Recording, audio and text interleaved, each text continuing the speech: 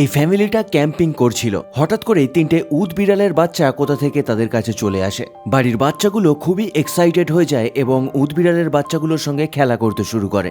একদিকে তারা যেমন ক্যাম্পিং করছিল, অন্যদিকে ওই উট বিড়ালের বাচ্চাগুলোর মায়ের জন্য অপেক্ষাও করছিল। কিন্তু দুর্ভাগ্যবশত দিন কেটে যায়, কিন্তু তার মা আসে না। তবে অন্যদিকে উট বিড়ালের বাচ্চাগুলো তাদের সঙ্গে এমনভাবে খেলা করছিল যেন নতুন বন্ধু খুঁজে পেয়েছে। তাই কি করবে তারা না বুঝতে পেরে উট বিড়ালের বাচ্চাগুলোকে বাড়িতে নিয়ে চলে আসে এবং ফ্রেশ মাছের টুকরো খেতে দেয়। উট বিড়ালগুলো খুব কমফোর্টেবলি বাড়ির লোকের সঙ্গে বন্ড করে নেয় এবং বাচ্চাগুলো তাদের বাড়িতেই ধীরে ধীরে বড় হতে শুরু করে। তারা প্রতিদিন বাড়ির সুইমিং পুলে বাচ্চাগুলোকে নিয়ে যেত সাঁতার কাটানোর জন্য এবং তাদেরকেও নিজের পরিবারের সদস্য হিসেবেই মনে করত। বড় হওয়ার পরেও উটবিড়ালগুলো খুব শান্ত স্বভাবেরই ছিল এবং সবসময় বাড়ির কারো না কারো কাছে থাকতেই পছন্দ করত। যেহেতু উটবিড়াল জলে সময় কাটাতে পছন্দ করে, তাই বেশিরভাগ সময়টা তাদের বাড়ির পুলেতেই দেখা যেত।